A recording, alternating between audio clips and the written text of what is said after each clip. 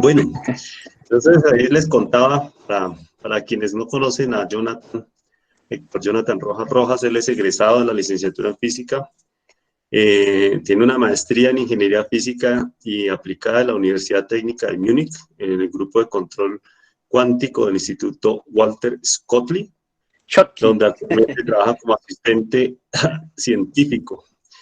Y como si fuese poco, pues en este momento adelanta una maestría en educación en la misma universidad, ¿no? La Universidad Técnica de Múnich.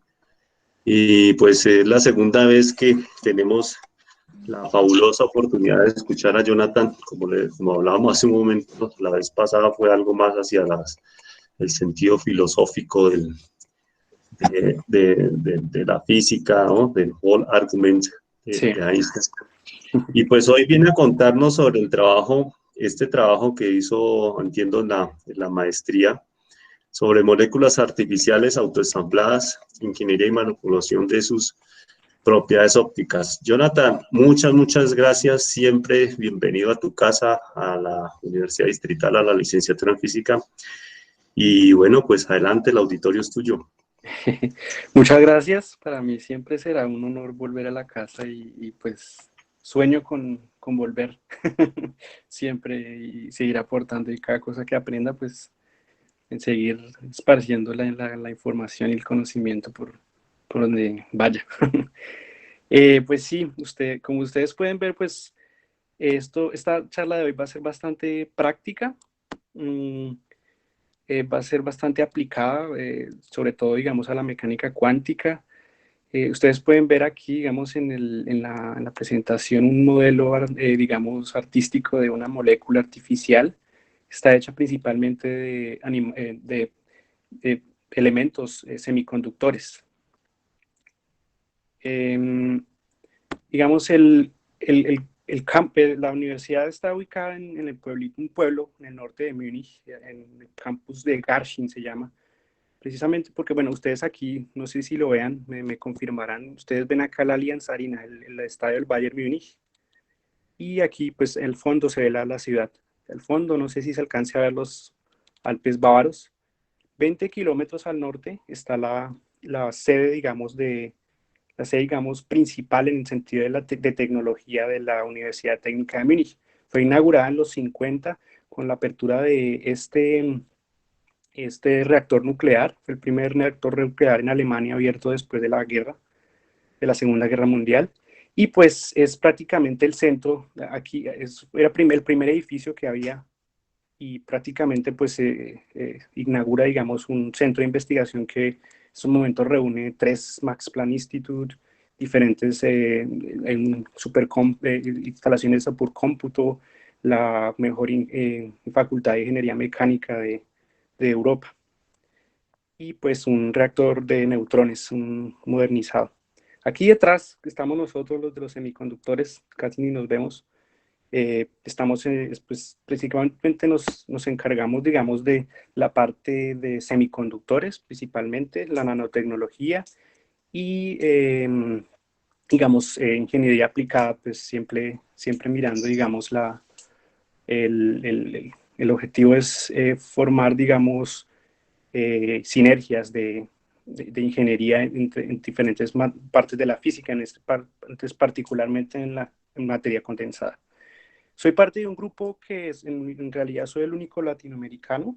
El resto son todos aquí europeos, italianos. En general, somos un grupo bastante diverso en Europa, muy ameno. Somos dirigidos por el profesor Kai Müller. Él hace parte de la universidad, un profesor de ingeniería eléctrica y electrónica, y el grupo está financiado con recursos, digamos, públicos del Ministerio Federal de Educación de Alemania y por la Unión Europea. Nos encargamos, digamos, tenemos en objetivo, digamos, establecer, digamos, pautas para enlazar la mecánica cuántica con la fotónica.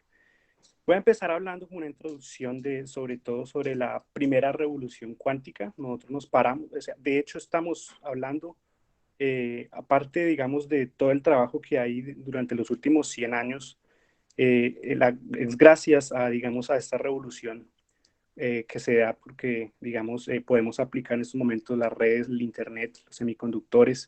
Ustedes pueden ver imágenes aquí de un resonador magnético nuclear, de un láser y de una USB. Son eh, artefactos que se dan porque hay una revolución en la tecnología y principalmente en la física.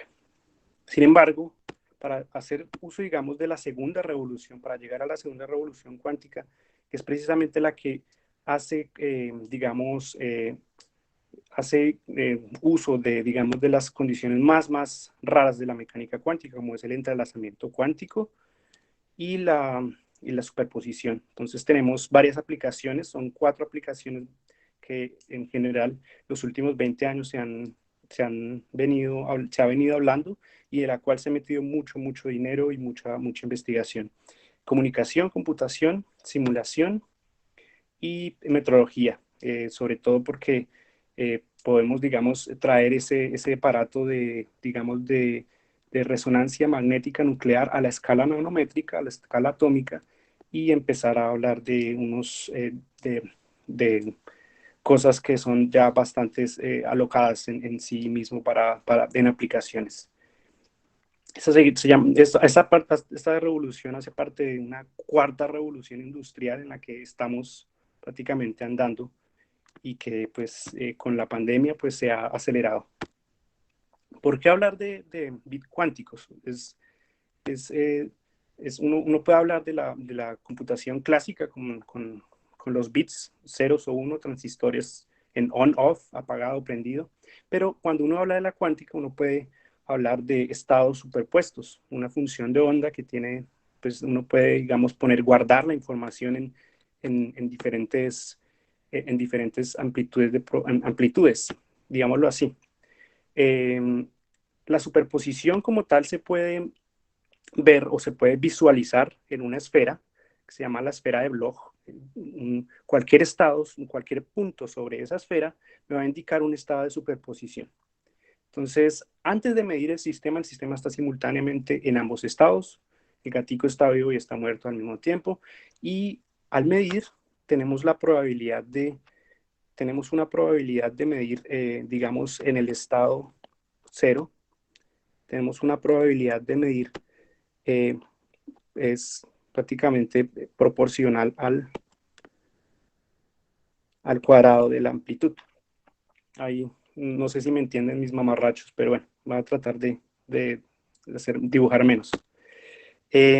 ¿Por qué también es ventajoso la mecánica cuántica para trabajar en cómputo? Porque la complejidad es bastante, se escala muy bien. Podemos tener variables podemos meter muchas variables al mismo tiempo y solucionar problemas muy complejos al mismo tiempo. Richard Feynman decía que es ineficiente simular sistemas cuánticos con hardware clásico. Hay una comparación. Para tres bits clásicos tenemos 3 variables, pero en cambio para 3 qubits cuánticos tenemos una cantidad que ya es bastante grande en amplitud y toda la información se puede guardar en las amplitudes, toda la información y se puede controlar y en teoría se podría operar en todas en esa superposición de estados al mismo tiempo. La tercera razón es el entrelazamiento. Como tal, podemos preparar estados que están, digamos, entrelazados como tal, hacen parte de un sistema, digamos, general, global. Y si medimos, al medir, digamos, al hacer una medida sobre un qubit, o sobre el qubit 1, por ejemplo, en este caso, como ustedes ven, la función de onda se colapsa a uno de los dos, a uno de los dos bases, a uno de los dos estados o los posibles estados del sistema.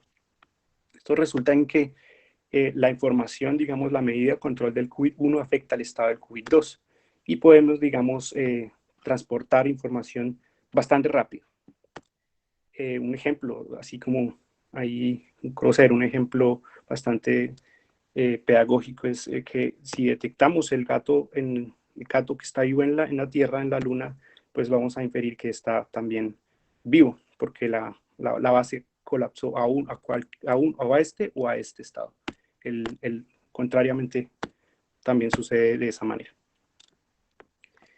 De todas maneras, la información cuántica es muy frágil. Cualquier medición, cualquier interacción con el medio me va a dañar mi estado de superposición. En este caso se dice que ya el punto sobre la esfera de Bloch se me va a colapsar a uno adentro, o puede empezar a oscilar, o puede empezar, digamos, a cambiar de estado, y la información que yo grabé inicialmente, pues se me va a perder. Un ejemplo, si inicializamos el estado,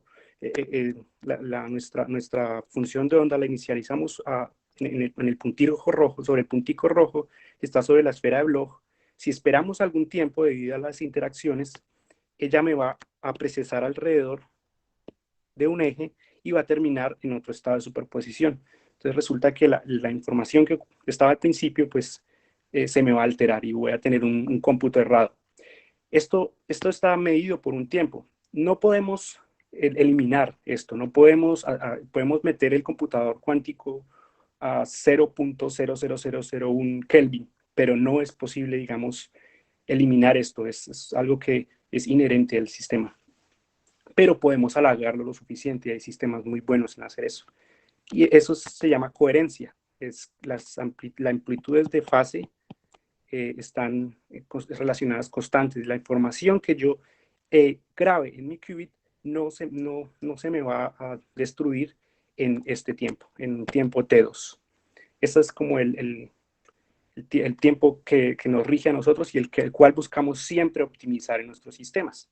Hay sistemas cuánticos prominentes, podrán haber escuchado de ellos, pero pues en general son muchos. Hay computadores superconductores, hay puntos cuánticos definidos por medio de campos electrostáticos, hay dopantes únicos en sílico, pero nosotros estamos interesados en los fotones porque son fáciles de tratar.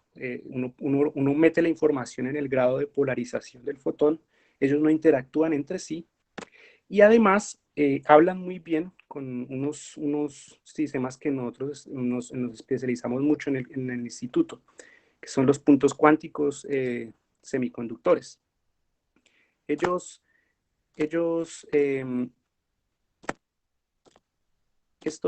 puntos cuánticos hablan mucho con los fotones porque son materiales semiconductores que son bastante sensibles a la luz. Entonces, si yo, por ejemplo, ilumino mi punto cuántico con un fotón, él me va a crear un par electrón-hole, o un par electrón hueco, que es neutro.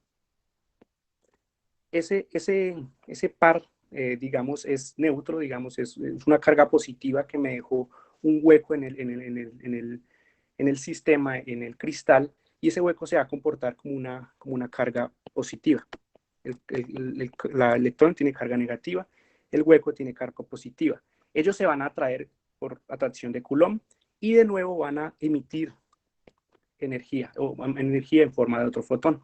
Entonces, la idea de nosotros es controlar el estado de carga de estos puntos cuánticos. Hay, digamos, otros sistemas también que hemos manejado en el instituto, como son los centros de color en diamante y los materiales dos dimensionales, o cristales que están muy de moda hace poco. Resulta que esa posibilidad de que nuestro qubit, nuestro spin del electrón, hable también con los fotones, nos da la posibilidad de imaginarnos, digamos, una red cuántica, un internet cuántico, de alguna forma, por decirlo así. Entonces, la información, podemos enlazar la información de nuestro spin con nuestro fotón. Esa es básicamente la idea. Sin embargo, necesitamos que nuestro spin, un spin que podemos guardar aquí en nuestro quantum dot, en nuestro punto cuántico, resulta que es un spin que habla mucho con los spines nucleares del sistema en el que está. En este caso, tenemos esto es muy pequeño. Esto tiene 20 nanómetros aproximadamente de largo, y de altura tiene más o menos 5 nanómetros. Son inimaginablemente pequeños, por eso podemos meter, digamos, funciones de onda o electrones en forma de... Podemos confinar los electrones en estos puntos cuánticos. Estos electrones se modifican, o sea, hablan mucho con el ambiente y resulta que el tiempo de coherencia es muy bajo. El tiempo de coherencia es alrededor de 10 a la menos 6 segundos. Es demasiado bajo y antes de hacer cualquier cómputo, el spin me decae. Entonces resulta que una opción para que ha estado, digamos, muy durante los últimos 15, 20 años es tratar de eliminar ese problema escalando, digamos, o haciendo juntar un punto cuántico uno encima del otro, muy, muy cerquita. La separación entre los puntos cuánticos de 5 nanómetros, 7 nanómetros. Entonces, al tener ese sistema, resulta que podemos meter 2 electrones, tenemos la posibilidad de meter muchas más partículas. Y resulta que para una configuración, por ejemplo, en este caso, los spines están opuestos. Resulta que en esta configuración, resulta que el principio de Pauli me permite decir que, por ejemplo, este spin, el spin de abajo, suba y se alinee antiparalelamente al lado del otro. Es decir, que los spines pueden interactuar por efecto túnel.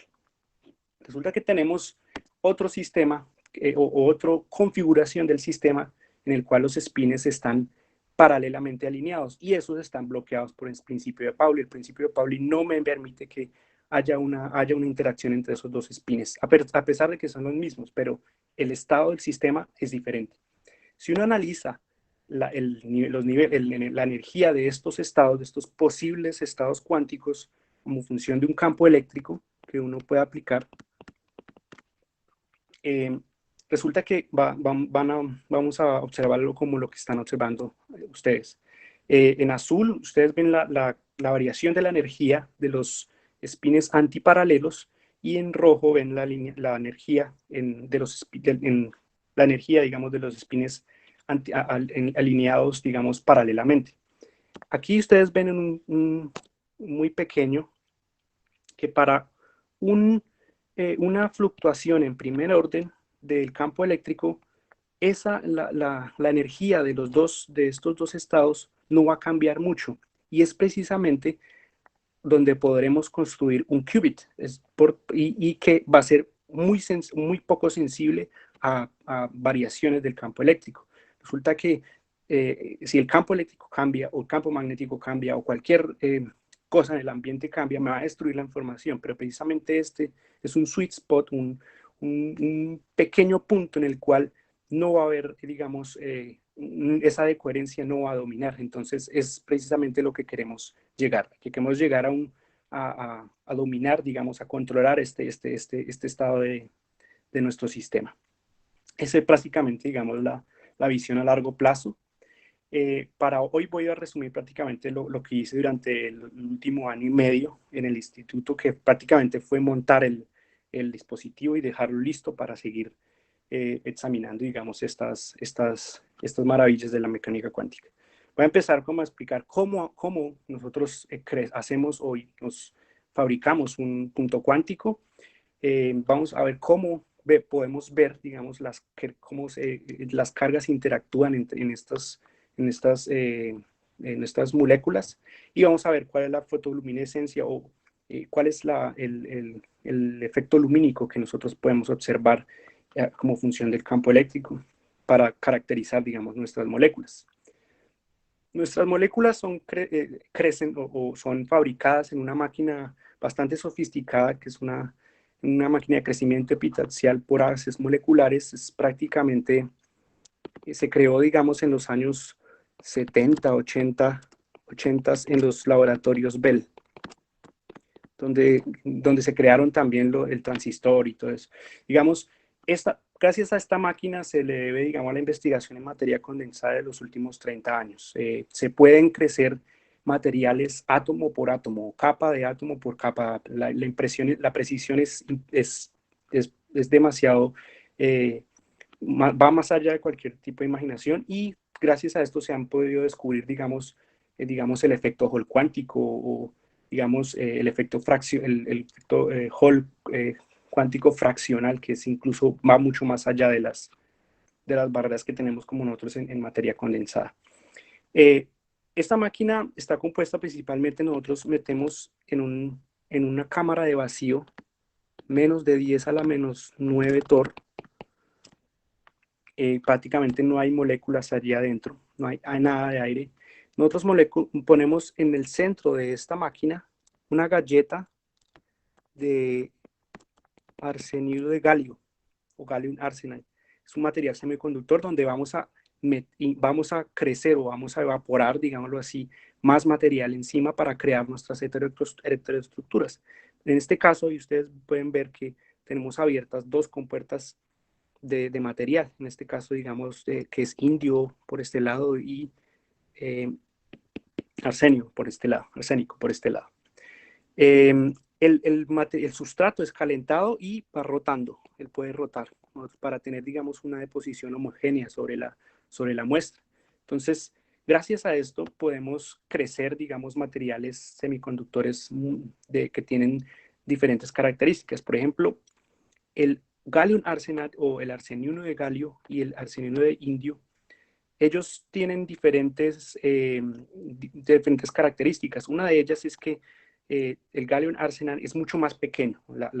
Se organiza, su estructura cristalina se organiza un poco más pequeño que el indium arsenide. La diferencia es muy poca, pero es suficiente para producir, después de, digamos, dos monolayers, como ustedes pueden ver, estos son dos capas de átomos. Después de dos capas de átomos, el estrés que se produce es liberado en forma de montañitas de indium arsenide, que buscan retornar al tamaño original del indium arsenide. Entonces, estamos comprimiendo un material para que él, digamos, mismo se autoorganice. Por eso se llaman autoensambladas, porque ellas mismas se crean. La naturaleza misma nos da ese, digamos, ese regalo. ¿Cómo hacemos, cómo ponemos una encima de la otra? Aprovechamos que el estrés se acumula o el estrés que se creó en la primera capa se propaga en la dirección del crecimiento, entonces podemos volver a evaporar indio y arsénico y podemos volver a tener otro punto cuántico justo encima del primero.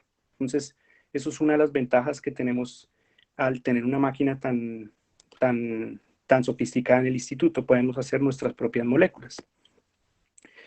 Lo primero que hice fue optimizar la densidad de estos puntos cuánticos. Resulta que entre más indio yo ponga, o entre más monolayers, o entre más monocapas de átomos de indio, se me van a crear más puntos. Entonces, digamos, aprovechamos, digamos, la configuración geométrica de nuestra máquina y al principio, pues, rotamos nuestra muestra. Entonces, el indio va a estar homogéneamente, digamos, evaporado sobre nuestra superficie. Pero en algún punto vamos a detener nuestra muestra y se va a crear un gradiente porque cerca de la fuente de indio vamos a tener mucho más material que lejos. Entonces, ustedes pueden ver imágenes tomadas con un microscopio de fuerza atómica en el cual se puede ver que hay un gradiente de densidad de los puntos cuánticos. Si ustedes imaginan, nuestro láser va a apuntar a nuestros puntos cuánticos en un área. Y resulta que esa área, pues va a tener, si tiene muchos puntos, pues vamos a obtener luz de muchos puntos cuánticos. Y eso no nos interesa tener a lo mucho uno. Pero pues digamos, siempre se trabajan con uno o dos, o se trata de trabajar siempre con la menos densidad posible. Es bastante complicado, pero pues en algunos casos se logra. ¿Cómo podemos seguir, digamos, optimizando, digamos, estos puntos cuánticos? Si elevamos la temperatura de mi muestra, de mi sustrato, resulta que va a evaporar mucho más indio y eso me va a disminuir, digamos, el estado lateral o el tamaño lateral de nuestros puntos cuánticos. Entonces ellos se van a empezar a volverse más delgados y eso pues me permite, digamos, una mayor homogeneidad de los puntos. Elimino todas estas aglomeraciones y me quedo solamente con puntos definidos. Es posible quitarle, digamos, la punta de estas montañitas y definir, digamos, otros puntos cuánticos que van a tener diferente energía. Eso es muy interesante porque es una aplicación de la mecánica cuántica clásica. Ustedes ven acá un gráfico de, digamos, en el espacio. Aquí este es un punto cuántico, el que ustedes ven acá arriba. Él tiene una altura definida por D y eso me define un pozo de potencial. Sí, esto es la energía, esta es la banda de valencia, esta es la banda de conducción. Los electrones, cuando yo ilumino mi material, los fotones me excitan un electrón y me lo sacan de la banda de valencia y me lo ponen en la banda de conducción. Y me dejan, digamos, un hueco en la banda de valencia. Esto se recombina y pues si este par de partículas se llama excitón, de hecho, él cae, digamos, en el pozo de potencial que ve como en el punto cuántico y él se recombina, dependiendo de la energía de confinamiento dentro del punto cuántico. Esta energía tiene una dependencia muy, muy sensible a la distancia o a la altura, en este caso, de nuestro punto cuántico.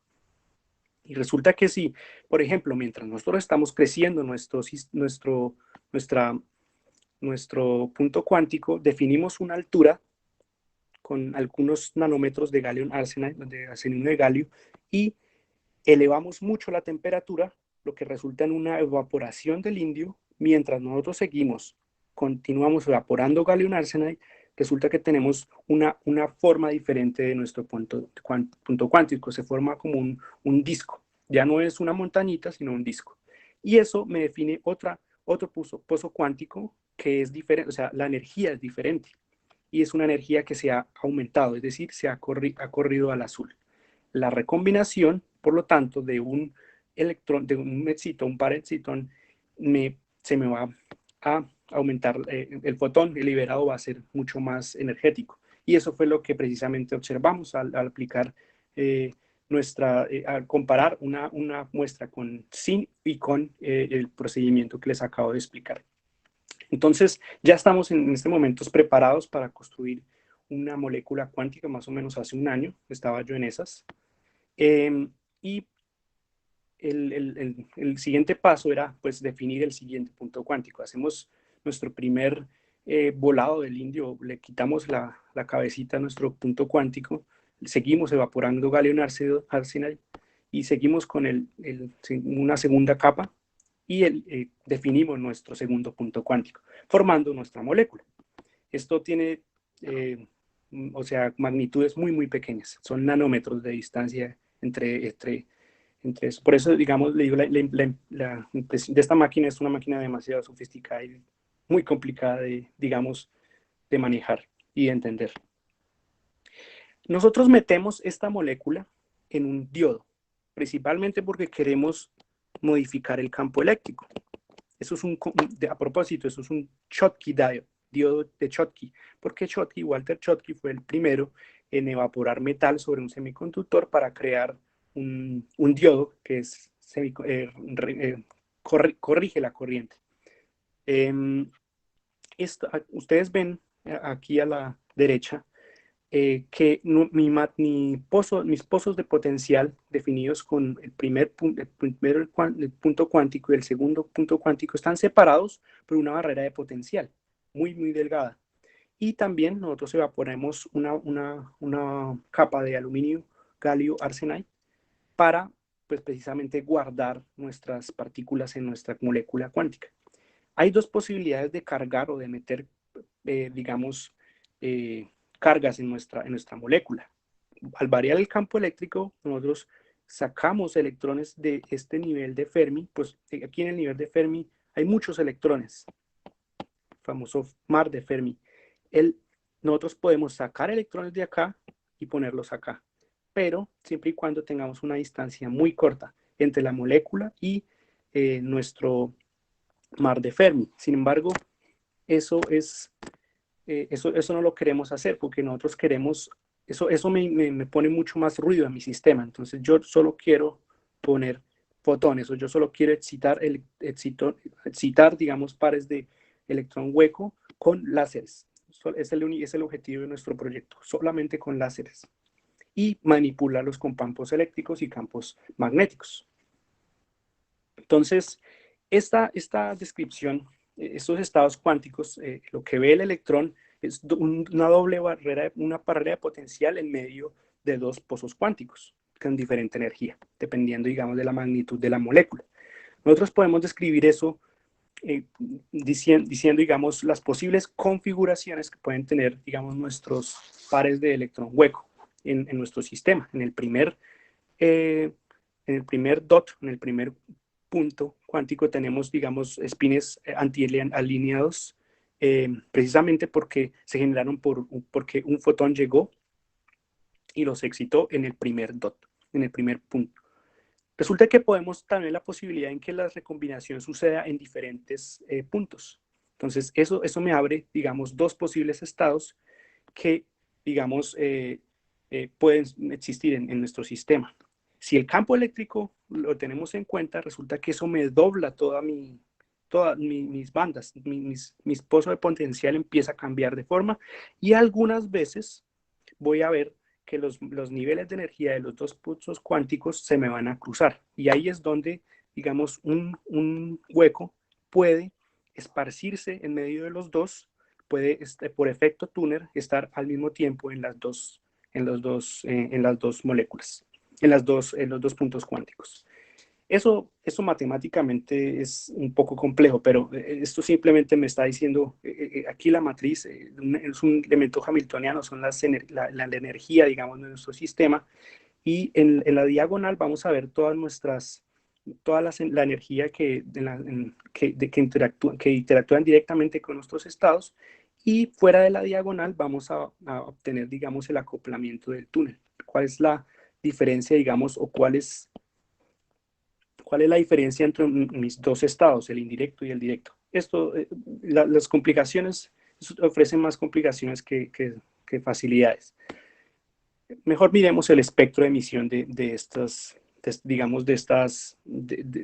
nuestros excitones. Si un electrón se recombina con un hole en primer dot, resulta que eso lo podemos analizar como función del campo eléctrico. Resulta que esto son una carga negativa y esto es una carga positiva, es decir, que eso forma un dipolo eléctrico. Ese dipolo eléctrico es muy pequeño, él va a depender, digamos, prácticamente de la dimensión del punto cuántico. Por ser tan pequeño, él casi que no es sensible al campo eléctrico. Ese dipolo eléctrico casi no se desplaza, las funciones de onda no se desplazan. Sin embargo, si tenemos, digamos, una recombinación de un electrón indirecto, resulta que esa cosa va a tener un dipolo muy largo, muy grande, bueno, considerablemente grande en comparación con el primer caso. Entonces vamos a tener ese comportamiento de la energía con respecto al campo eléctrico. ¿Qué pasa, digamos, en este cruce? Resulta que ese es precisamente el nivel donde los dos niveles de energía de los pozos de potencial aquí abajito se alinearon. Entonces, en ese momento es cuando decimos que el hueco, en este caso, está en las dos moléculas y resulta que abre dos orbitales moleculares antienlazante y orbital enlazante.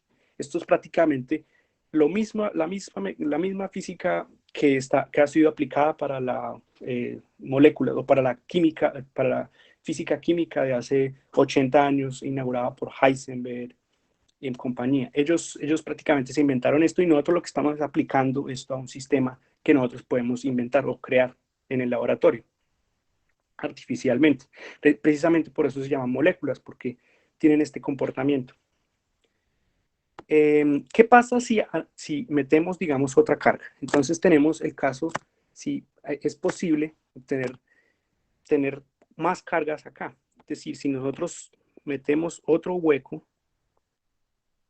resulta que los electrones se van a atraer a los huecos, pero los huecos entre sí se van a repeler. Entonces, en total, esta es una pseudopartícula que se va a comportar muy inestable. decir que el electrón en cualquier momento va a recombinarse con su hueco, él va a encontrarse otra vez, porque son cargas opuestas, va a aniquilar y va a crear un fotón. Y tiene dos posibilidades, con este o con uno o con otro. Entonces resulta que al final él se recombina y me queda solamente un hueco. Ese es el estado final de este proceso. Resulta que ese hueco también va a tener un comportamiento, digamos, del estado de energía va a tener un comportamiento como el visto, que se considera como un anticrossing o un anticruzado en la energía. Resulta que los estados excitados pues también tienen ese mismo, digamos, comportamiento en diferentes, digamos, valores del campo, digamos, del campo eléctrico. Estos estados, como ustedes pueden ver, también resuenan, es decir, los estados singlet, como están antiparalelos, pueden estar a un lado y al otro de los puntos cuánticos, tienen un comportamiento molecular. Sin embargo, los estados triplet son paralelos y ellos no pueden resonar. Entonces ellos tienen un comportamiento muy diferente. ¿Hay algún tipo de acople respecto a estos estados? Pero estos son detalles que en estos momentos no son tan importantes para explicar en general lo que quiero explicar. Resulta que analicemos, digamos, este caso. Tenemos un electrón, se recombina con un hueco y me deja al final un hueco en mi molécula, liberando un fotón que tiene esta energía. La energía de transición, es una energía, la diferencia entre la diferencia energética entre los dos estados es prácticamente la energía de ese fotón liberado. Entonces, si nosotros, eso es precisamente lo que vamos a observar en nuestro laboratorio en un espectroscopio. Él me va a decir que llegó un fotón de determinada energía y esa energía va pues prácticamente a mapear o me va prácticamente a caracterizar esta diferencia. Al principio, ustedes como pueden ver, no hay diferencias, entonces la energía va a ser constante en función del campo eléctrico, pero a medida que se llega, digamos, a las dos resonancias, resulta que va a cambiar, va a aumentar la energía, la diferencia de energía, y luego va otra vez a permanecer constante. Entonces, estos estados me generan, digamos, esta curva. Resulta que podemos hacer eso con todo tipo de estados, y todos estos estados van a tener diferentes, digamos, comportamientos energéticos como función del campo eléctrico. Y eso es precisamente lo que queremos buscar. Buscamos formas, digamos, o anticrossings que se llaman, o estas formas en nuestro espectro. Es precisamente lo que encontramos. Este fue un día muy especial para mí porque encontré una molécula que era como encontrar una aguja en un pajar. Había durado semanas para para encontrar el acople perfecto es demasiado complicado y lo encontramos. Precisamente es lo que ustedes ven ahí. Este es el espectro de fotoluminiscencia. Nosotros ponemos nuestra muestra en criostatos donde le ponemos más o menos a 10 Kelvin con helio líquido fluyendo para que esté el sistema muy, muy frío, y lo iluminamos con un láser de Gini, un helio neón. Al observar esto, pues tenemos muchas características. Tenemos varios anticrossing por todos lados. Tenemos un montón, digamos, digamos, de muchas interacciones. Precisamente necesitamos limpiar un poco eso. Aquí ustedes pueden ver que la simulación que tuve que hacer anteriormente, pues prácticamente exactamente concuerda con lo que observamos en el experimento, y podemos extraer todos los parámetros que necesitamos, digamos, para seguir, digamos, caracterizando nuestra molécula.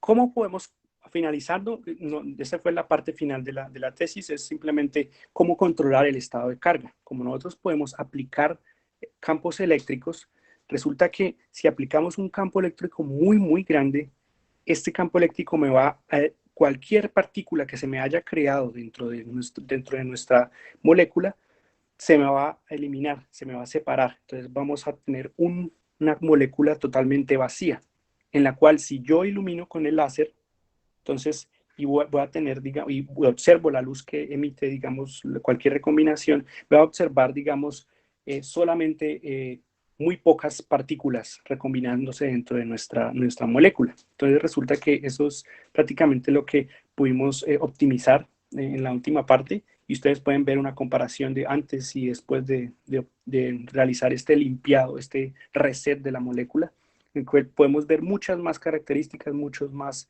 detalles más finos, y pues definitivamente la imagen se puede ver mucho mejor resuelta. Como último experimento quisimos verificar, digamos, nuestras hipótesis, porque nosotros creemos que, ahí como ustedes ven, esto es un excitón neutral, un par electrón-hole, y pues obviamente nuestro patrón X es nuestro molécula cargada, nuestro excitón cargado. Al poner fijo nuestro campo digamos, de lectura, y empezamos a variar, en este caso, empezamos a variar el reset. Entonces, al principio vamos a desocupar poco a poco la molécula, muy poco a poco, y vamos a tener, digamos, en un espacio en que solo vamos a dejar solo un hueco en nuestra molécula. En ese momento, en ese voltaje especial, resulta que dejamos solo un hueco. Entonces, en el siguiente ciclo, resulta que vamos a tener la probabilidad de obtener siempre recombinación de un excitón cargado. Entonces, exactamente en ese voltaje podemos ver que para esta línea, esta línea de arriba, corresponde a esta línea azul, y esta línea de esta X sub 0 pertenece a esta roja. Claro, siempre que tengamos una molécula desocupada, siempre podemos observar una recombinación directa de un electrón con un hueco. Eso me trae, digamos, al final de mi charla. Simplemente era mostrar, digamos, esas muy interesantes experiencias que digamos, que tengo, y en estos momentos también tengo en el instituto. En este momento estamos aplicándole campos magnéticos a la molécula para ver la energía, o sea, el efecto Zeeman, y poder, digamos, empezar a definir estados dentro de la molécula, y empezar a poner, digamos, de alguna forma manipular el spin para crear qubits. Pues, digamos, eso era todo por hoy. Muchas gracias. Eso es una imagen que tomé de la muestra de las que hicimos todos los experimentos. Es muy pequeño, es inimaginablemente pequeño, pero, y pues el detalle de ingeniería que tenemos que tener es de mucha paciencia y de bastante trabajo. Pues nada, muchas gracias. Muchísimas gracias a ti, Jonathan. Sí, acá aplausos de todo el mundo, de las 100 personas que estamos acá. Está entusiasmado el profesor Juan Carlos Usunaga. Claro. Qué maravilla, claro que sí, estamos todos muy contentos. Pues muchas gracias, Jonathan, qué maravilla, qué trabajo tan espectacular, increíble, uno lo ve y, Sí.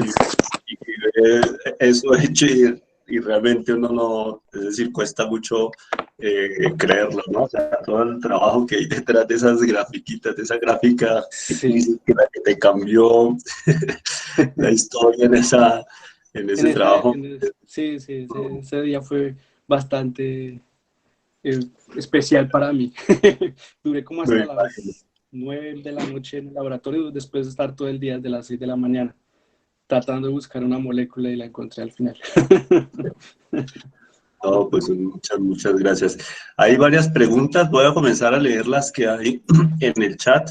Hay preguntas y comentarios, entonces los voy haciendo. El profesor Rafael Rey de la Universidad Nacional hace un comentario: los puntos cuánticos no son aislados, existe una plataforma o base del mismo material como interfase, ¿cómo interfiere esta situación con la cuantización de los niveles? Sí, digamos, ellos están, como decía, los puntos cuánticos están definidos por, digamos, este pozo de potencial que, digamos, lo define prácticamente el cristal. la energía, la dinámica de estos dos cristales. Resulta que nosotros estamos trabajando con un spin. Entonces, este spin está sobre el nivel de energía, el primer nivel. Nosotros prácticamente manejamos el primer nivel de energía de separación. Si hay más niveles de energía, obviamente, y digámoslo así, en la dirección de crecimiento, nosotros tenemos un potencial cuadrado. Es decir, los estados de energía, en este caso, no están organizados equitativamente. Sin embargo, en la otra dirección, en la parte planar o en la parte coplanar a la dirección de crecimiento, vamos a tener un pozo de potencial, digamos, un pozo armónico, digamos, un potencial armónico. Entonces, en ese caso, los niveles de energía van a estar mucho más, digamos, en ese caso los niveles de energía están, digamos, separados igualmente. Entonces, eso me define, digamos, estados S, también estados como en el átomo de hidrógeno, S, P, D. Pero nosotros trabajamos especialmente con los LS y el P.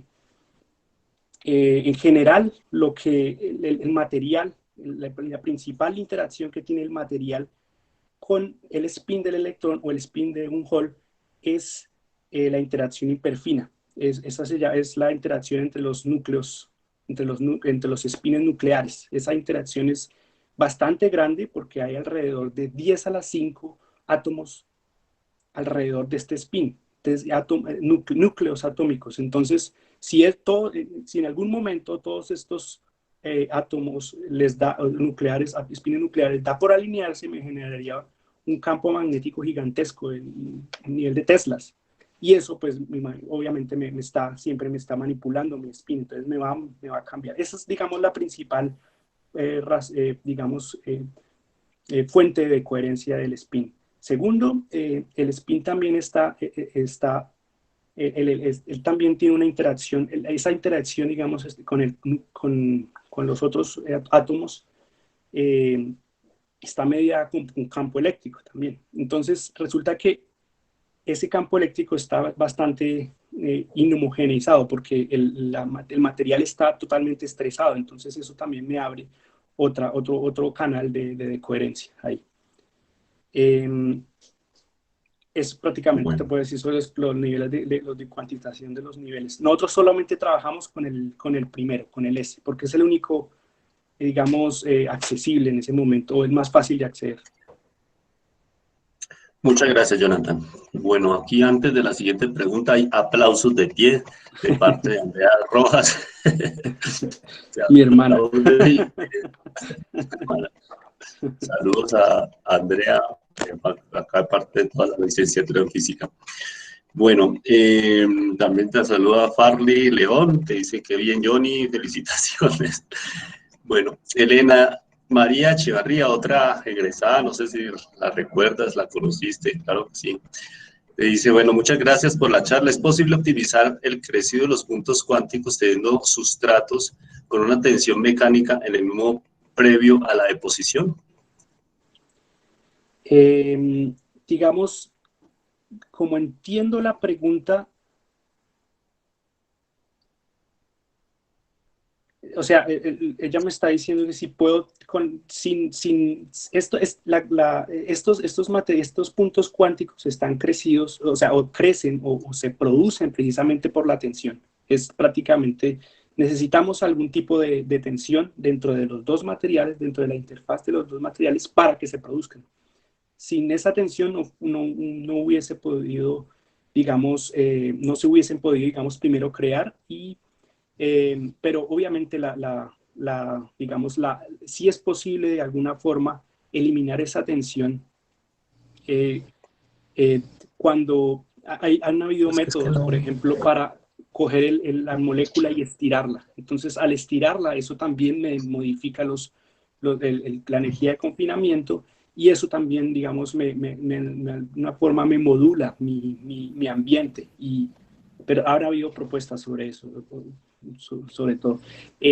Se trabaja, digamos... Pero, dime. Hola, espera, me refiero es si en el substrato como tal Sí. tienes una deformación, digamos, mecánica, Ok, previo a entiendo. la, Sí, a la deposición, porque tú dices que estos puntos se forman precisamente por un cambio o por una tensión. sí, ¿Qué pasa sí. si el substrato como tal tiene cierta deformación previa? Si eso puede ayudarte como a localizar mejor esos puntos en tu substrato. Esa era básicamente mi pregunta. Ok, perfecto. Ok, ya ahora sí entendí. Vale, esos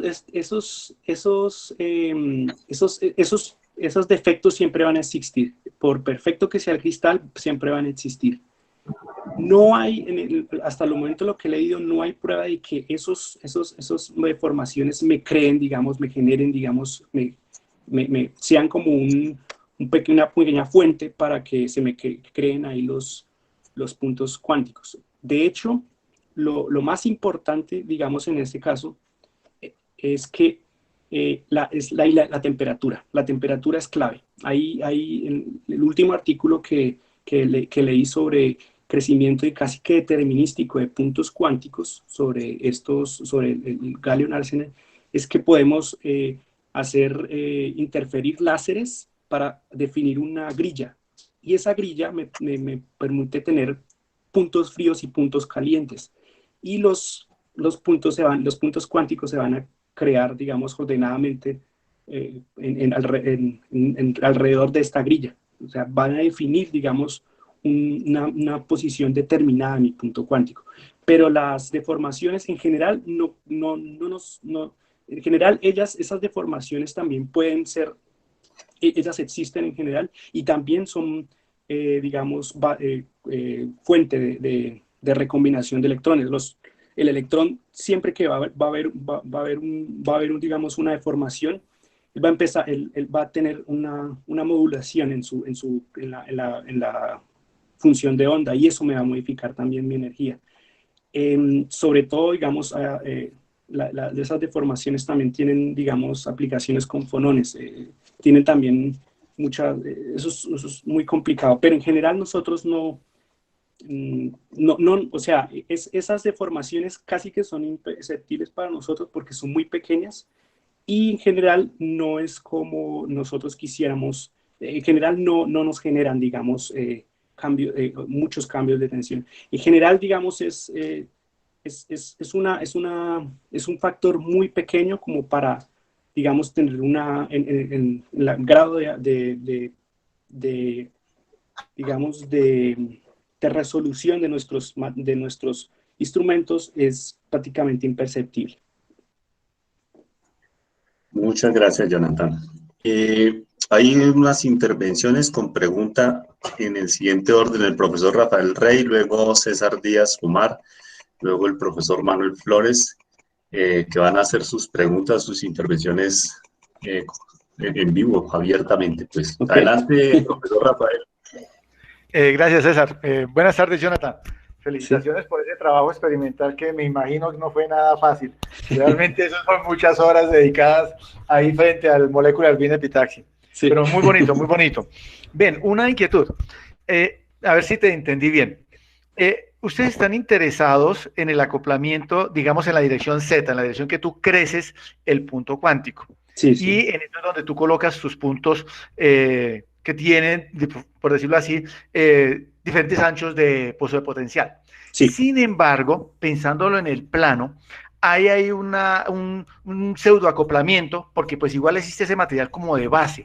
Eso, mi pregunta es, ¿eso no podría dañar de alguna forma la cuantización en el sentido de que el ancho de la línea en Z sea un poco más grande, porque genera una especie de mini banda, porque como en XY empieza a aparecer como una especie de continuidad debido a esa plataforma, a esa microbase que hay ahí, o nanobase, realmente es una nanobase, es muy pequeñita en nanómetros, pero eso genera una continuidad de la función de onda, ya no queda concentrada en XY y por lo tanto genera un pequeño desdoblamiento o ensanchamiento de los niveles en Z. Entonces, ¿qué tanto afecta eso tu calidad de tus mediciones y la calidad de tu dispositivo? Va más orientada hacia esa pregunta. Vale. Lo que creo es que no podemos resolver los niveles, o sea, la diferencia de niveles es de milielectronvolts en este caso.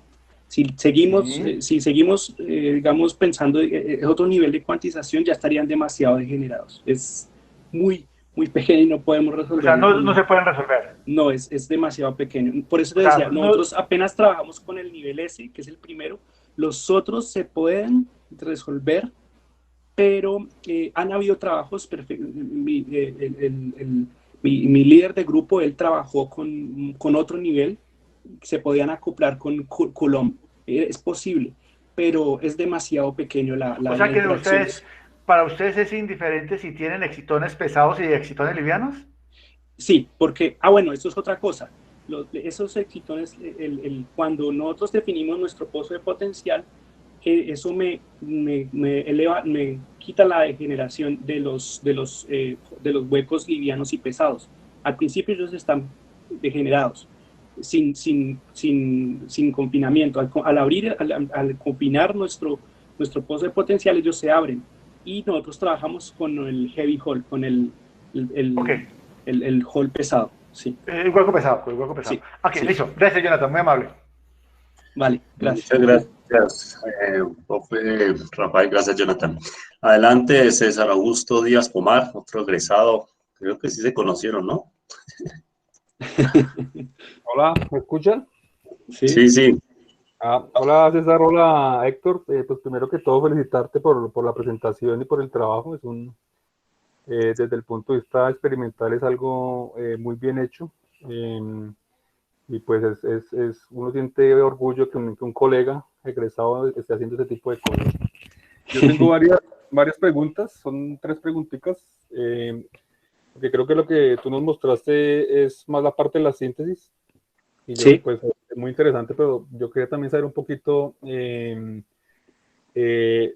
términos ya de los qubits, hay unos parámetros para saber si en efecto estas estructuras que tú creciste son buenos candidatos para este tipo de qubits, y uno de esos es algo que está en el resumen, que es el sweet spot.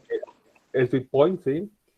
Y también tú hablaste al final de que van a empezar a aplicar campos magnéticos para estudiar efectos Zeeman. Eso es otra cosa que quería preguntarte. Y también los tiempos de coherencia, ¿sí? Porque, digamos, gran parte de lo que se hace en este tema de los qubits tiene que ver necesariamente si los tiempos de coherencia son altos o son bajos.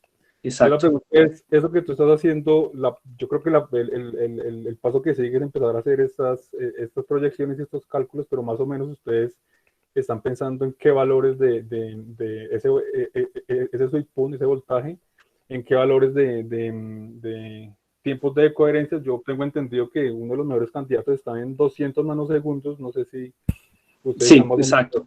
Sí, eso es de los más grandes. Sí, nanosegundos, microsegundos podría ser ya muy optimista, pero el objetivo es ese, llegar a lo máximo que podamos. Pero estás bien, estamos entre los nanosegundos.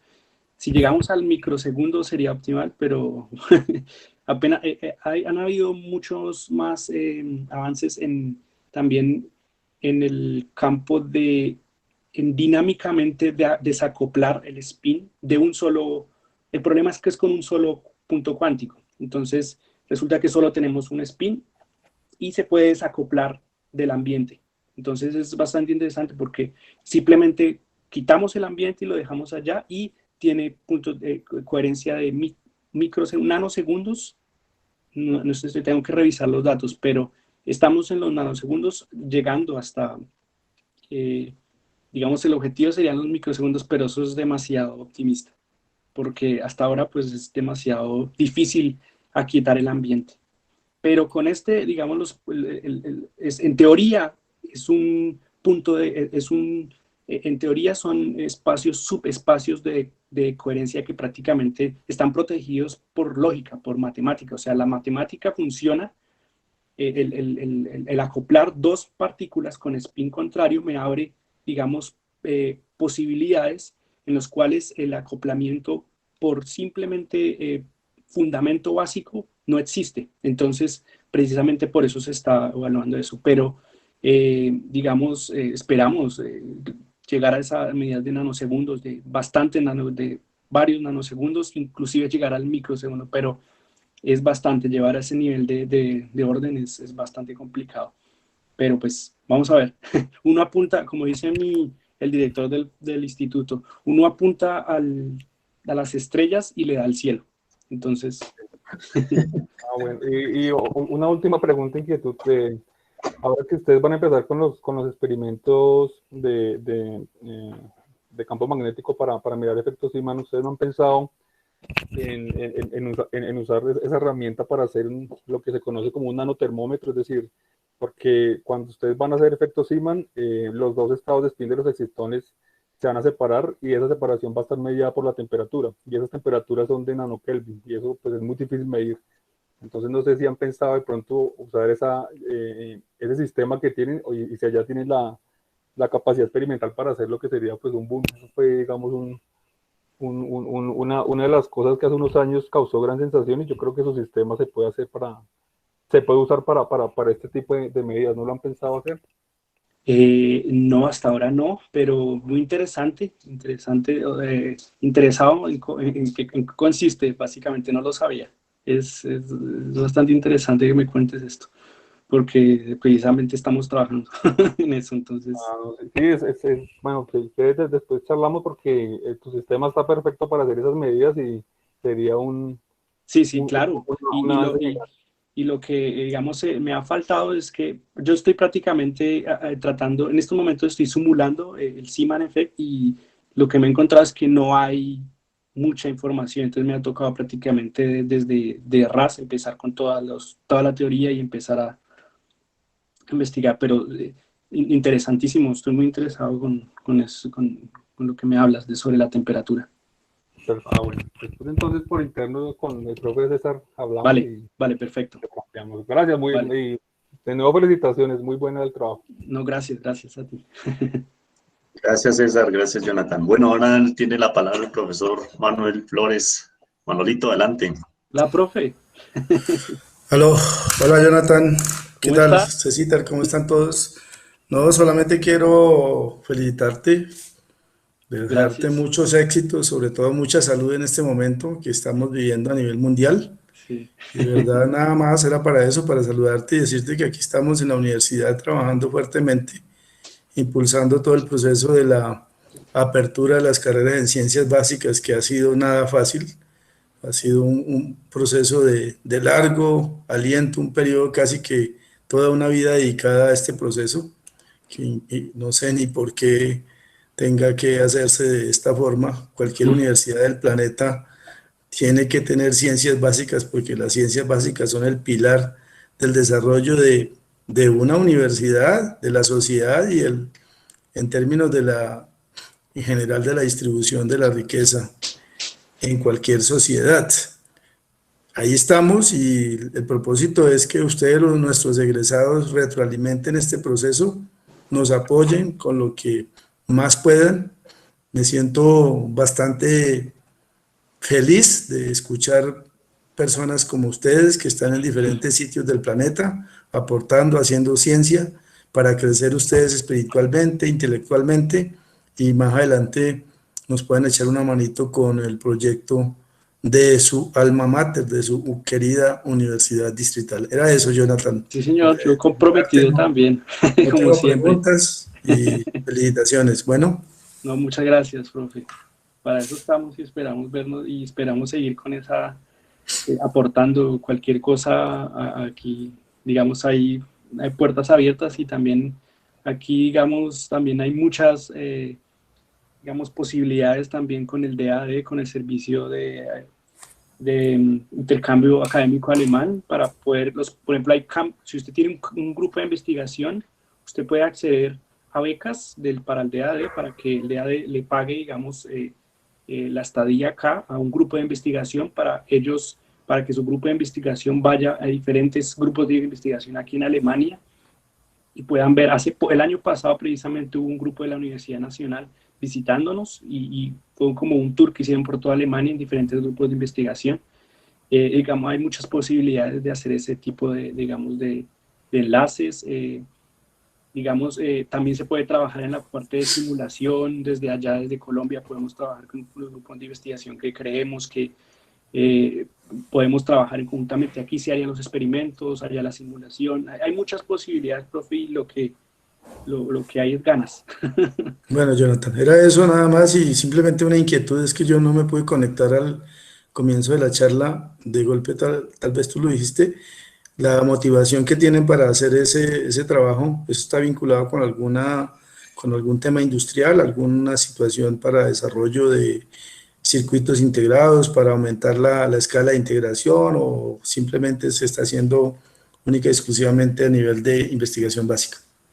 La investigación básica es digamos, el inicio, el objetivo, pero como tal el grupo está pensado a que se organice, digamos, en un chip fotónica con cuántica. Entonces, Bueno. nosotros tenemos materiales semiconductores, son materiales que fácilmente se pueden, o en esa medida se pueden, digamos, acoplar fotónicamente entre sí.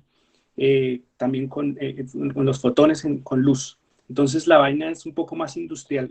Aquí, digamos, la inversión que se le ha de la Unión Europea es principalmente a comunicación y a sensibilidad, a hacer sensores cuánticos. Entonces, todo esto va muy, muy, muy unido a la industria y, digamos, a las aplicaciones, digamos, a largo plazo. Sí, digamos, eso es una motivación también que, digamos, ha sido parte de aquí del instituto, una tradición. Muy bien, Jonathan. Muchas gracias y felicitaciones nuevamente. Gracias, no, gracias a usted, profe. Gracias, Manolito, por la intervención. Gracias, Jonathan. Bueno, hay otra pregunta. Profesor César, en algún momento me gustaría felicitar a este jovencito. Señor, por favor, haga la fila, profesor Rey, haga la fila. No, por eso, es que ya cogí la ficha, soy Sisben 1, profesor de las amarillitas, madrugué a las 6 para coger Sisben 1. Respete, profesor, la fila que se le va a atravesar al profesor Néstor Fabián Bravo Piñeros. El profesor Néstor Fabián Bravo Piñeros es profesor de la licenciatura en química. Te felicita, te da gracias por la charla, Jonathan. Dice que pues desde la química el concepto de molécula es diferente. Sí, claro. Tiene dos preguntas. La primera es, ¿qué tan acertado es hablar de molécula cuando aparentemente hay formación de una aleación? Y dos, ¿qué experimentos, evidencia, me llevan a caracterizar que se tiene una molécula? Pues digamos que el decir molécula es el nombre que le pusimos precisamente cuando yo mostré que cuando tenemos ese nivel, nuestro modelo es el modelo de dos átomos, un electrón, digámoslo así. Cuando ellos están lejos, los dos átomos pues, tienen su carácter atómico, pero cuando ellos se acercan, hay un desdoblamiento en el nivel de energía y se forman pueden haber estado covalente, ¿no? Digamos, el desdoblamiento molecular que se da, digamos, al tener, digamos, una molécula sencilla, la más sencilla es precisamente la que nosotros tenemos. Entonces es por eso que se le pone ese nombre. En términos estrictos no es una molécula, sí, es una aleación de dos materiales semiconductores, pero digamos el estado cuántico como tal se asemeja mucho al de una molécula con dos átomos y digamos un electrón o determinados electrones. Ellos forman, de hecho es muy interesante que hagas esta pregunta porque el electrón, cuando tenemos ese estado de resonancia, forma el antibonding y el bonding, es decir, el estado enlazante y el enlazante. Resulta que para los huecos, en medio de los dos puntos cuánticos, resulta que es al contrario. Tenemos un ground state, un estado de base, que es antibonding, que es bonding, perdón, que es enlazante, y tenemos un estado excitado que es precisamente bonding, algo que no existe, digamos, en química. Eso tiene paralelo. Y es por eso muy interesante. Los detalles son un poco muy complicados. No tengo, digamos, la experticia en ese campo, pero leí un artículo sobre eso. Digamos, no es precisamente que hablemos de una molécula como tal, digamos, en la cual construyamos átomo por átomo, sino que estamos simulando, digamos, esos dos, digamos, el punto cuántico me simula un átomo de hidrógeno, digámoslo así. O si yo pongo los dos puntos cuánticos, me está simulando una molécula. Es simplemente en términos de la simulación de que tenemos diferentes estados que me forman una cuasimolécula en el sentido más simple de la palabra, en el abrir de esos dos estados de energía o orbitales energéticos. Muchas gracias, Jonathan, y gracias al profesor Néstor Fabián. Antes de la siguiente intervención, que es acá en el orden, sigue el profesor Néstor, ofrecerle disculpas a Richard.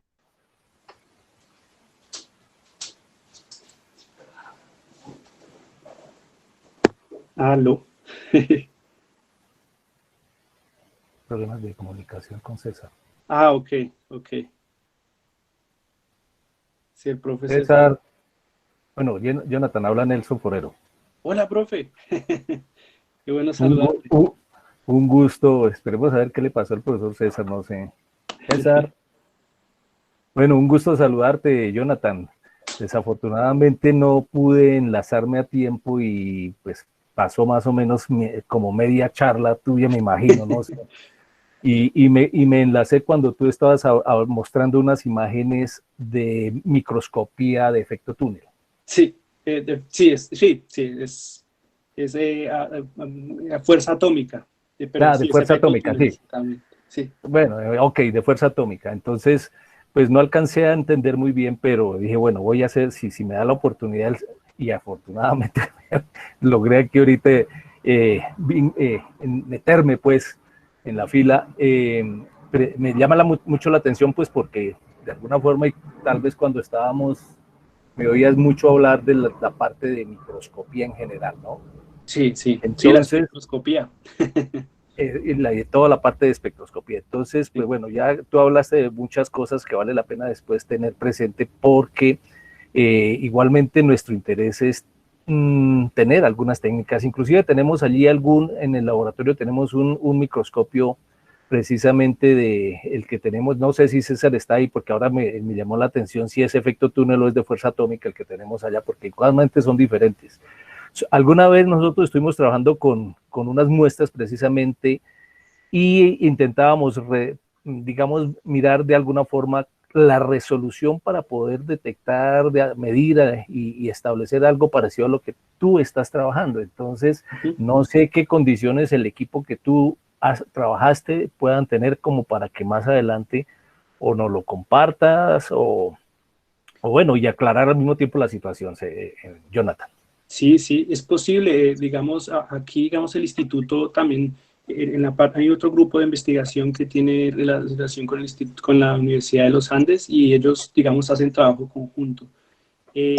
Aquí, digamos, si una persona que esté haciendo una investigación quiere acceder a un equipo o a un microscopio, es posible que lo haga, es perfectamente, porque es una universidad pública. Entonces, si el director ve viable, digamos, el proyecto, es perfectamente viable que apliquemos, digamos, o que hagamos uso de los equipos.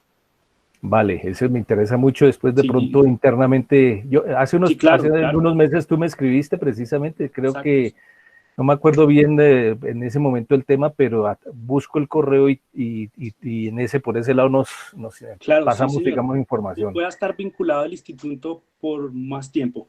Entonces, vale, Jonathan. Tenemos bastante tiempo. Ok, muchas gracias. Felicitaciones, vale. Vale, gracias. Chao. Muchas gracias, profe Nelson. Gracias, Jonathan. Yo tuve un problema ahí con la conexión, me desconecté un momento, pero ya estamos. Antes de continuar con los que están acá, tengo que ofrecerle disculpas, era lo que estaba diciendo cuando me desconecté, a Richard de la Rosa, un estudiante nuestro, porque me salté su pregunta, le había preguntado incluso antes del profesor Rafael Rey. Ajá. Dice Richard, ¿estos procesos se simulan antes de la fabricación o es teórico y luego se va a la práctica? Y luego pregunta el mismo Richard, pues para compensar acá la falta de cuidado mía, al someter las dos capas a un campo eléctrico, ¿eso no hace separar las capas? Pregunta Richard. Las simulaciones precisamente retroalimentaban el crecimiento. Al principio hicimos simulaciones con parámetros en la literatura y con parámetros de otras muestras para más o menos ir y fabricar nuestra muestra. Luego precisamente fuimos a caracterizarla y pudimos comparar con nuestro modelo, y así, de esa manera podemos hacer un feedback entre la simulación y el experimento. No hay, digamos, que sea necesariamente primero esto y luego lo otro. Podemos hacer las dos cosas incluso. O sea, se puede alternar. Digamos, la simulación me alimenta la fabricación, y la fabricación también me está alimentando la simulación. Las capas para levantar estas capas, uno tendría que aplicar un campo eléctrico muy grande o calentar la muestra.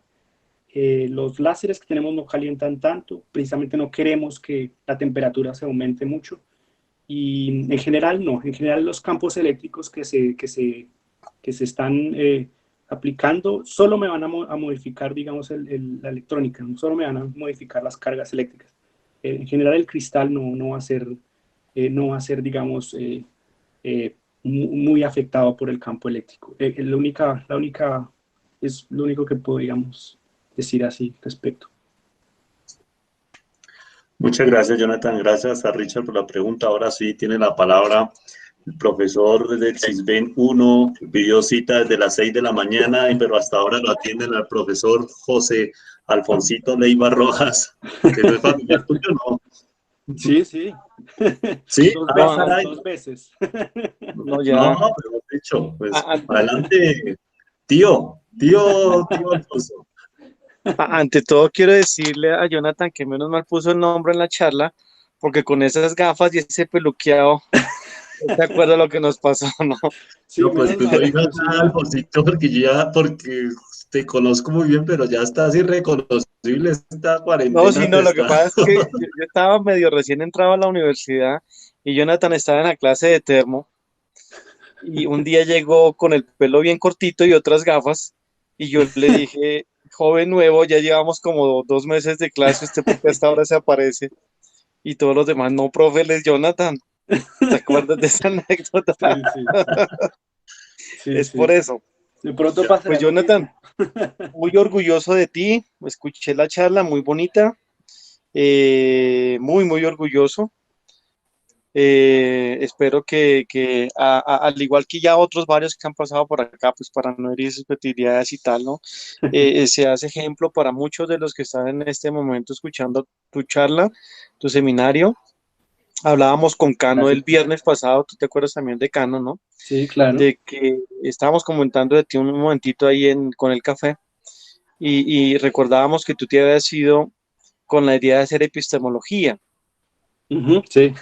Yo te decía que primero tendrías que hacer ciencia de verdad para poder hablar sobre la filosofía de la ciencia.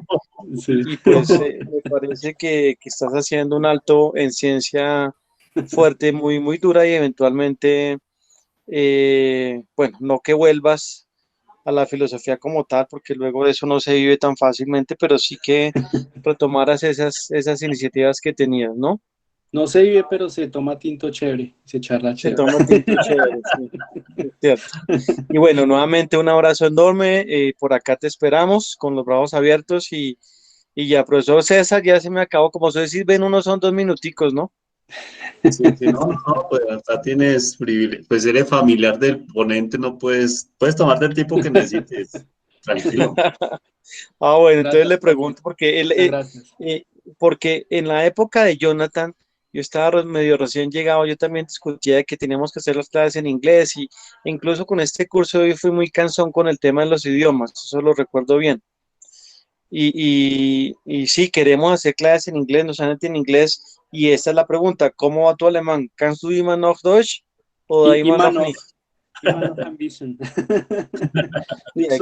Hay que hablar los idiomas. Sí. Y que eso también es un mensaje fuerte. Ahorita tengo un par de chicos, no de las clases, sino hay tesistas que insisten en usar el Google Translator, y ahí quedan con las ideas medio cruzadas, pero bueno. No, de hecho fue bastante complicado traer todas las diapositivas ponerlas al inglés, y igual me tocó entrenar bastante porque el carretazo lo tenía en inglés grabado en la cabeza, pero en alemán en español fue bastante complicado pasarlo. Sí se sintió. Me tocó traducir, me tocaba ir al Google Translator de veras y empezar a traducir de inglés a español. Era impresionante. Sí. Bueno, listo. Entonces, un abrazo enorme. Te cedo la palabra, profesor Cecita. Muchas gracias, profe. profe. Muchas gracias. Aquí yo ya me imagino, esto no se podía quedar así. Profesor Juan Carlos Usuaga, adelante. Gracias. Profe Juan Carlos, acá el debate quedó abierto con esta intervención. Por fortuna ya habíamos hablado con Jonathan a propósito de eso. ¿Sí?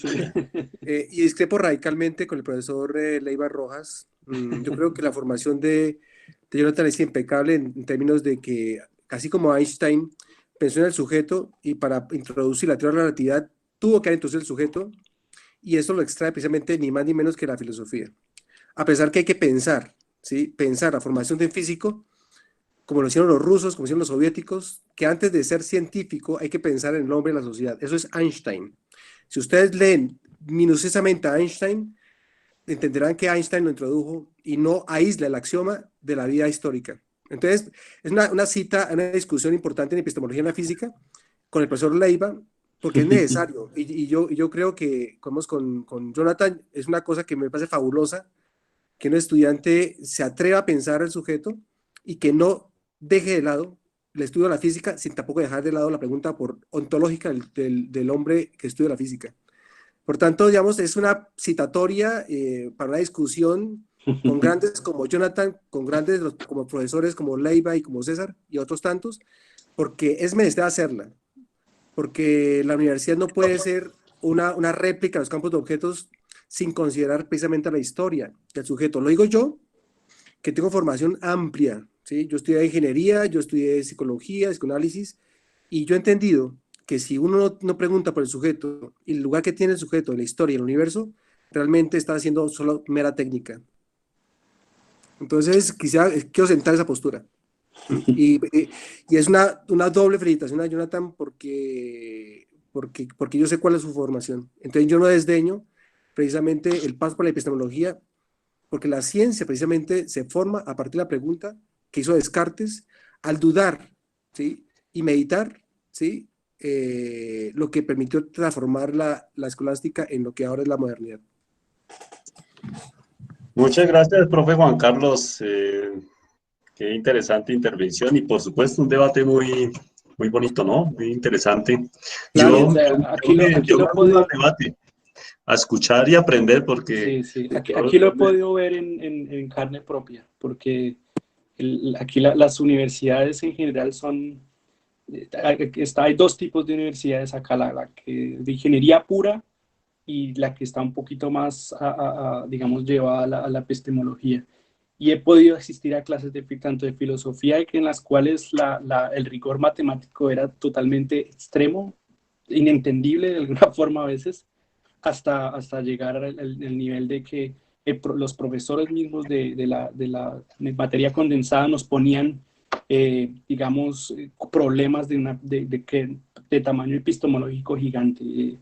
Digamos, el hecho, digamos, de que la misma naturaleza nos esté generando posibilidades en los cuales podamos simular estados que no era, digamos, que digamos, se rebaten o salen, digamos, del dominio, nos permiten, digamos, pensar un poco en cómo la misma ciencia nos vuelve a dar al inicio y nos llega otra vez al inicio y vuelve, digamos, a decir, bueno, estamos simulando lo que empezamos como una teoría matemática, lo que empezó una teoría matemática con una teoría de grupos de hace con Galois, hace 200 años más o menos, hasta en estos momentos hace parte, digamos, que nos permite, digamos, esta comunicación por el Internet, la mecánica cuántica. Entonces, ahí está el sujeto, está en esa huella histórica en la que nos mete, digamos, la ciencia y la que a veces no nos damos cuenta, pero que está ahí. Él no se puede sacar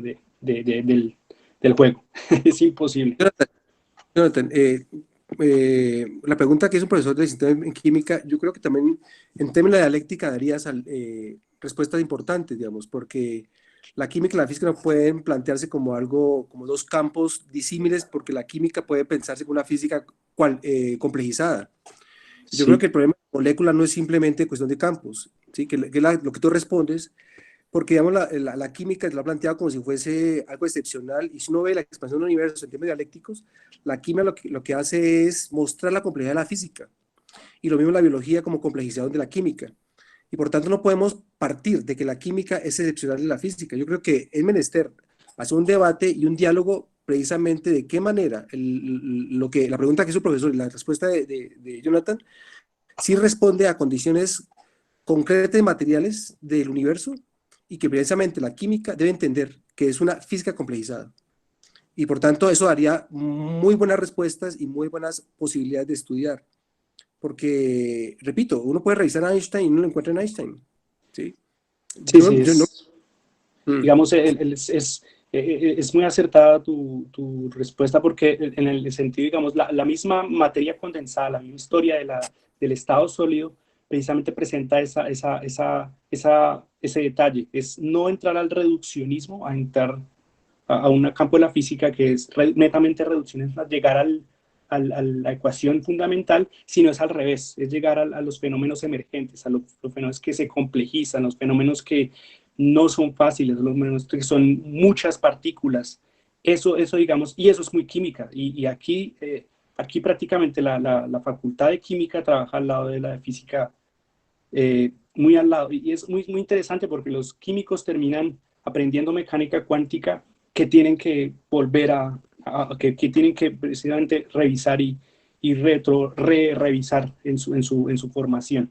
Son disciplinas que son hermanas. El siglo pasado lo demostró. Sí. Bueno, muchas gracias a Juan Carlos, a Jonathan. Preguntas, comentarios. Bueno, por acá vieron la respuesta de César sobre el microscopio, es un microscopio de efecto túnel, la pregunta que hacía el profesor Nelson Forero. Luego pues son saludos de felicitaciones del profesor Alejandro Hurtado Márquez. Profe Alejo. Sí, profe Alejo, él es fiel.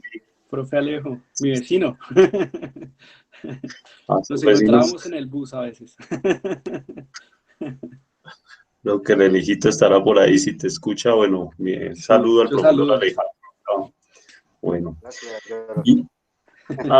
Ahí está el profesorito. Pronto nos veamos en otro bus de la vida. Y sí, ojalá, profe. Interesante que... Ojalá, profe. Que van a ir a verlo. Muy bonita su conferencia y qué bueno el debate que está viendo el profe de Susumaga, porque a veces creemos que esto de la epistemología es un cuento aparte de lo de la física, y creo que es interesante que usted ha llegado digamos, a esa creación en el laboratorio, por ejemplo, de su posible molécula, que el profe química le discutía, pero adicionalmente le queda una esa inquietud, ¿no? O sea, hace el top en esas áreas de la ciencia y de pronto resulta siendo algo en educación. Lo importante es que usted nos muestre que definitivamente eso no es excluyente y que definitivamente nosotros cumplimos una función social. Gracias, sí, Jonathan, y felicitaciones. Muchas gracias, profe. Gracias. Muchas gracias, profe Alejito. Bueno, también felicitaciones al profe Nelson Ibardo, que se despidió porque tiene otro compromiso. Te deja saludos y muchas felicitaciones. Yo quería hacer una pregunta, Jonathan, y me perdonas si no estoy, es decir, si estoy muy perdido. Pero entiendo entonces que, digamos, que el marco general de este trabajo está pensado, digamos, como el hardware de lo que sería la computación cuántica. Exacto, sí. Es decir, aquí en lo que nos explicaste, digamos, en la forma de estructurar estos materiales, pues estas moléculas artificiales, todavía no hay, digamos, no se ha hecho ninguna consideración en relación con las partículas, que no sé, supongo, entiendo que serían con fotones enredados, que se haría el proceso de, digamos, de manipulación, de control de la información cuántica, en, por ejemplo, fotones enredados. ¿Es así la cosa? Sí, señor, Okay. efectivamente. Bueno, y en esa dirección, digamos, también han echado línea, como dice uno, es decir, por ejemplo, en términos de la fidelidad, en términos de que podría representar este dispositivo, estas moléculas artificiales, para justamente, si tú lo mencionabas al principio un poco en relación con el tiempo de coherencia, ¿cierto? Que yo supongo que eso tiene que ver justamente con la de coherencia cuántica, no sé si relacionada con el entrelazamiento cuántico, y cuánto tiempo podría, digamos, tener si en dos fotones, me lo imagino así, tú me corriges, yo me imagino entonces dos fotones, digamos, en una recombinación de estas surgen fotones que por las interacciones entre las moléculas artificiales quedan enredados, y entonces tengo ese qubit, bueno, esos dos fotones enredados, y allí tengo, digamos, la unidad básica lógica, pues, de la computación cuántica. No sé si entendí bien, es decir, supongo eso, no sé. Sí, la clave está en que logremos una interacción coherente para que podamos construir, digamos, y que esa coherencia precisamente me genere que el sistema se pueda construir, que yo pueda escribir mi función de onda como un estado enlazado, y digamos, a partir de diferentes rotaciones que se hagan ópticamente o magnéticamente, en este caso sería ópticamente, pueda, digamos, definir el estado de polaridad, el lanzamiento cuando se recombina, digamos, hay procesos de recombinación, hay un proceso de emisión de fotones que en general también tienen una regla definida de polarización. Entonces, ahí ese es el proceso que enlaza. Hay incluso para un...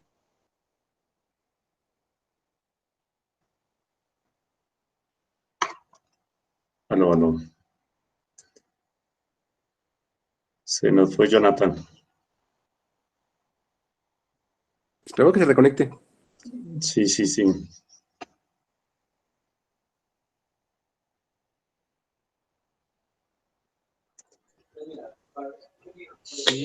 César, y mientras tanto, hasta donde yo recuerdo, la última vez que incluso participamos en una de las últimas escuelas que hizo sobre computación cuántica, el Alonso Botero en los Andes, mano, la mecánica cuántica, su álgebra, ¿ya? Bueno, estaba comentando aquí, Jonathan, mientras estaba afuera, que desde el punto de vista teórico, la mecánica cuántica, en términos de esos qubits, etcétera, el álgebra no está lista, papá. Estamos desde la teoría un cachito lejos, por no decir que varios cachitos lejos. O sea, la gente habla de computación cuántica y mucha gente piensa que ya pueden correr Word y hacer una carta en un computador cuántico. No, en serio. Yo conozco divulgadores y no quiero, aquí en Bogotá, y no quiero dar nombres en este chat, pero hay gente que piensa que puede vender la universidad, digamos así, los edificios, y con eso se compra el computador para escribir las cartas. No, señor, cuando estamos hablando de computación cuántica en este momento, desde el punto de vista experimental, tenemos es uno que otro bit, ¿correcto? Pero el álgebra, desde la parte cuántica como tal, porque eso hay que tener en cuenta que esos son macroestados. Y fuera de eso es mecánica cuántica a temperatura finita. Así como mucha gente no se ha dado cuenta que hace la ecuación de Newton a temperatura cero, la ecuación de Schrödinger y la mecánica cuántica tradicional es a temperatura cero. Y entonces el álgebra y todo eso estamos varios cachitos lejos. Entonces de pronto solamente hacer un llamado de que las cartas con Word en un computador cuántico se les van a demorar un ratito más. Está un poquito así, una generación más. El asunto es que, digamos, en ese caso, lo que tenemos es apenas un fotón y un qubit, o algo así, por mucho, y podemos describir ese sistema, pero pues por algo se empieza. Y segundo, es que En este momento lo que en este momento es equivalente prácticamente a lo que se trabajó el siglo pasado con resonancia magnética nuclear, el encontrar las oscilaciones de Rabi para precisamente verificar que hay dos sistemas de dos niveles que están acoplados y que podemos, digamos, ofrecer rotaciones y manipular, digamos, los estados en ese marco teórico. Hasta ahora, eso es lo que, digamos, lo que he leído. De pronto un poquito menos, y mira que mucha gente hablaba del siglo pasado de que la electrónica iba a ser reemplazada por la espintrónica. Incluso empezaron a salir journals especializados en solo de espintrónica, y eso murió. Eso no llegó a vender un dispositivo. Sí, o sea, eso murió en el sentido de que no llegaron a vender nunca un dispositivo que funcionara con álgebra de spin, entre comillas, ¿no? No, en eso entonces, solamente un llamado ahí a la básica. Estamos en solo investigación básica. Eso es fundamental. Estamos en básica, sí. Bueno, nuevamente un abrazo y un abrazo para el señor organizador. Muchas gracias. Un abrazo. Usted siempre muy leal con el coloquio. Gracias por sus aportes. Bueno, ahí te han dado más saludos. Bueno, Kudris, el profesor Kudris dice que el problema del periodismo que divulga ciencia en relación con el comentario que hacía Alfonsito. Más saludos despidiéndose el profesor Néstor y el profesor, ¿y quién más se despide? Y Manolito, te deja saludos y muchas gracias. Bueno, yo aprovecho para otra pregunta. Yo sé que ya estás cansado, que ya tiene las 11 de la noche, pero pues hay cosas muy interesantes. Por ejemplo, tú lo mencionaste, digamos, esto es una alternativa, pero en lo que se escucha es que, digamos, otra de las posibilidades que podrían desarrollarse a temperatura ambiente, como lo señala Alfonso, es los centros NB del diamante. Entonces, ¿qué ventajas? Bueno, yo supongo que tendrá que ver con la posibilidad de controlar, digamos, esas características de ópticas pues, del sistema, pero ¿qué ventajas tiene esta propuesta que ustedes están desarrollando frente a la de los centros NB de diamante? Ellos para nosotros, ellos están destinados a otro tipo de, digamos, de interacción. En estos momentos hay un postdoctorado, un postdoctorante y un doctorante que están estudiando, digamos, precisamente qué posibilidades hay con trabajar con los centros de color de diamante. Resulta que ellos, como la función de onda aquí, o sea, aquí estos materiales son mucho más pequeños. Entonces resulta que hay mucha más imprecisión en encontrar. Entonces ellos empiezan el control ya no es tan fácil acá. Y ellos no hablan muy bien entre sí. Es difícil encontrar una línea que no tenga fonones. Es bastante complicado con ellos. Con ellos se hace mucho sensing, se hace mucho resonancia magnética nuclear, pero a nivel de nanómetros, crear prácticamente, la idea es escanear, prácticamente generar una imagen de alta resolución en el cual el spin esté escaneando mi ambiente magnético para aplicación en la medicina, por ejemplo, pero a escala nanométrica. Es digamos, ese es un candidato que está muy cerca más al sense, a los dispositivos de detección a aplicaciones, digamos, directamente en computación cuántica. Pero, digamos, está abierto, digamos, el problema está abierto, es, digamos, de más investigación. Ok, muchas gracias, Jonathan. Juan Carlos se despide, que tiene clase, y hay una pregunta, yo creo que sería la última al profesor Edison. Bueno, además de despedirse, Juan Carlos, te da abrazos, saludos, felicitaciones, cariños. ¿Qué más dice Juan Carlos? Bueno. Y el profesor Edison Kudris dice, ¿en este tipo de sistemas es relevante los efectos de acoplamiento espín-órbita? Sí, digamos, ese es otro canal de interferencia.